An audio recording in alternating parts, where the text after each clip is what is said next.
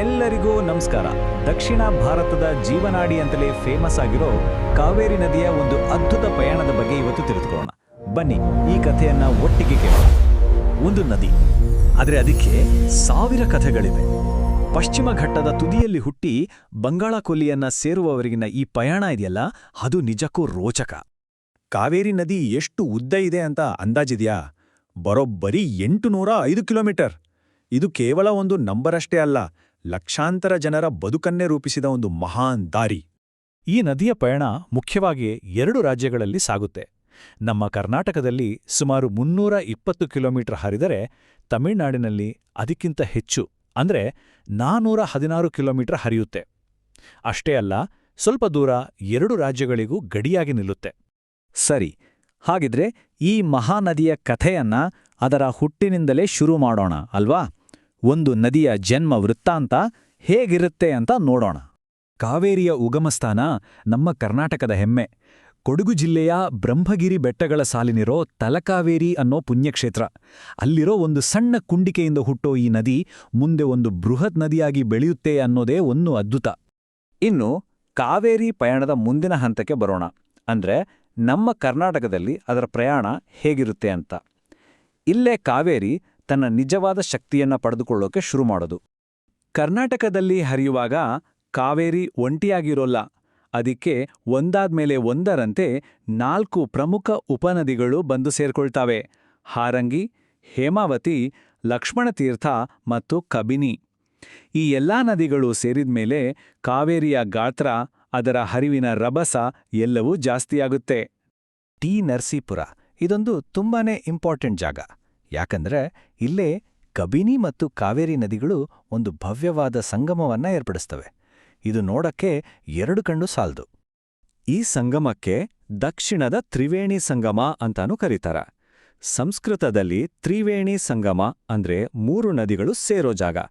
ಇಲ್ಲಿ ಕಾವೇರಿ ಮತ್ತೆ ಕಬಿನಿ ಜೊತೆ ಸ್ಫಟಿಕ ಸರೋವರ ಅನ್ನೋ ಒಂದು ಪೌರಾಣಿಕ ನದಿ ಕೂಡ ಅಂತರ್ಗಾಮಿನಿಯಾಡಿ ಸೇರುತ್ತೆ ಅಂತ ಒಂದು ನಂಬಿಕೆ ಇದೆ.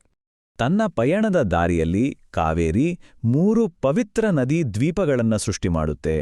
ಶ್ರೀರಂಗಪಟ್ಟಣದಲ್ಲಿ ಆದಿರಂಗ, ಶಿವನ ಸಮುದ್ರದಲ್ಲಿ ಮಧ್ಯರಂಗ ಮತ್ತು ತಮಿಳುನಾಡಿನ ಶ್ರೀರಂಗಂನಲ್ಲಿ ಅಂತ್ಯರಂಗ. ಈ 3 ಕೂಡ ಪ್ರಮುಖ ಯಾತ್ರಾ ಸ್ಥಳಗಳು. ಇನ್ನು ಕರ್ನಾಟಕದಲ್ಲಿ ಕಾವೇರಿ ಸೃಷ್ಟಿಸೋ ಜಲಪಾತಗಳ ಬಗ್ಗೆ ಹೇಳಲೇಬೇಕು. ಚುಂಚನಕಟ್ಟೆಯಲ್ಲಿ ಕಾವೇರಿಯೇ ನೇರವಾಗಿ ದುಮ್ಮಿಕ್ಕಿ ಜಲಪಾತವನ್ನು ಸೃಷ್ಟಿಸಿದ್ರೆ, ಶಿವನ ಸಮುದ್ರ ದ್ವೀಪದಲ್ಲಿ ಗಗನಚುಕ್ಕಿ ಮತ್ತು ಭರಚುಕ್ಕಿ ಅಂತ 2 ಭಾಗವಾಗಿ ಕವಲೊಡೆದು ನೋಡಕ್ಕೆ ಅದ್ಭುತವಾಗಿ ಕಾಣೋ ಅವಳಿ ಜಲಪಾತಗಳನ್ನು ಸೃಷ್ಟಿಸುತ್ತೆ. ಇಲ್ಲಿಗೆ ಕರ್ನಾಟಕದ ಪಯಣ ಮುಗಿತು. ಈಗ ಕಾವೇರಿ ಒಂದು ಹೊಸ ಭೂಪ್ರದೇಶಕ್ಕೆ, ಅಂದ್ರೆ ತಮಿಳುನಾಡಿನ ವಿಶಾಲವಾದ ಬಯಲು ಸೀಮೆಗೆ ಕಾಲಿಡುತ್ತೆ. ಇಲ್ಲಿಂದ ನದಿಯ ಕಥೆಗೆ ಒಂದು ಹೊಸ ಅಧ್ಯಾಯ ಶುರುವಾಗುತ್ತೆ. ಹಾಗಿದ್ರೆ ಬೆಟ್ಟಗುಡ್ಡಗಳನ್ನ ಬಿಟ್ಟು ಬಯಲು ಸೀಮೆಗೆ ಇಳಿದಾಗ ಕಾವೇರಿಯ ಸ್ವರೂಪದಲ್ಲಿ, ಅದರ ಹರಿವಿನಲ್ಲಿ ಏನೆಲ್ಲ ಬದಲಾವಣೆಗಳಾಗುತ್ತೆ, ಏನನ್ಸುತ್ತೆ? ತಮಿಳ್ನಾಡಿಗೆ ಕಾವೇರಿಯ ಎಂಟ್ರಿ ಇದೆಯಲ್ಲ, ಅದು ತುಂಬಾನೇ ಡ್ರಾಮ್ಯಾಟಿಕ್.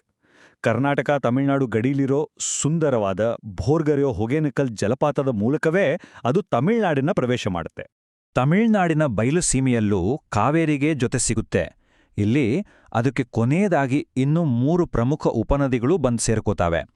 ಅವು ಯಾವ್ಯಾವು ಅಂದ್ರೆ ಭವಾನಿ, ನೊಯ್ಯಲ್ ಮತ್ತು ಅಮರಾವತಿ. ಇಲ್ಲಿ ಒಂದು ಮುಖ್ಯವಾದ ವಿಚಾರ ಅಂದ್ರೆ, ಕಾವೇರಿಯ ಉಪನದಿಯಾದ ಭವಾನಿಗೆ ಅಡ್ಡಲಾಗಿ ಭವಾನಿ ಸಾಗರ ಅನ್ನೋ ಒಂದು ದೊಡ್ಡ ಡ್ಯಾಮ್ ಕಟ್ಟಲಾಗಿದೆ. ಇದು ಆ ಭಾಗದ ಕೃಷಿಗೆ ಜೀವನಾಡಿ ಇದ್ದಾಗೆ. ಸರಿ, ಈಗ ನಾವು ಕಾವೇರಿಯ ಈ ಸುದೀರ್ಘ ಪಯಣದ ಕೊನೆ ಹಂತಕ್ಕೆ ಬಂತಲ್ಪಿದ್ದೀವಿ. ಎಲ್ಲಿಗೆ? ಅದರ ಅಂತಿಮ ತಾಣ ಅಂದ್ರೆ ಸಮುದ್ರದ ಕಡೆಗೆ. ಹಾಗಿದ್ರೆ ಕಾವೇರಿ ಕೊನೆಗೆ ಸಮುದ್ರ ಸೇರೋ ಆ ಜಾಗದ ಹೆಸರೇನು? ಅದೇ ಕಾವೇರಿ ಪಟ್ಟಣಂ. ತಮಿಳ್ನಾಡಿನ ಕರಾವಳಿಯಲ್ಲಿರೋ ಒಂದು ಐತಿಹಾಸಿಕ ಪಟ್ಟಣ. ಹಬ್ಬಾ, ಬರೋಬ್ಬರಿ 805 ಕಿಲೋಮೀಟರ್ ದೂರ ಸಾಗಿ ಬಂದ ನಂತರ ತಲಕಾವೇರಿಯಲ್ಲಿ ಒಂದು ಸಣ್ಣ ತೊರೆಯಾಗಿ ಹುಟ್ಟಿದ ಕಾವೇರಿ ಕೊನೆಗೆ ಒಂದು ವಿಶಾಲವಾದ ಡೆಲ್ಟಾ ಆಗಿ ಹಂಚಿ ಹೋಗಿ ಬಂಗಾಳ ಕೊಲ್ಲಿಯ ಮಹಾಸಾಗರದಲ್ಲಿ ಲೀನವಾಗ್ಬಿಡುತ್ತೆ. ಇಲ್ಲಿಗೆ ಆ ಮಹಾನ್ ನದಿಯ ಪಯಣ ಸಂಪೂರ್ಣವಾಗುತ್ತೆ. ನೋಡಿದ್ರಲ್ಲ, ಒಂದು ನದಿಯ ಪಯಣ ಅಂದ್ರೆ ಸುಮ್ಮನೆ ನೀರು ಹರಿಯೋದಲ್ಲ.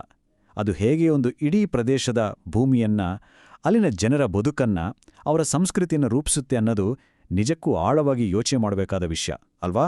ಇನ್ನೂ ಈ ತರಹ ಹೆಚ್ಚು ವಿಡಿಯೋಗಾಗಿ ನಮ್ಮ ಚಾನೆಲ್ ಸಬ್ಸ್ಕ್ರೈಬ್ ಮಾಡ್ಕೊಳ್ಳಿ.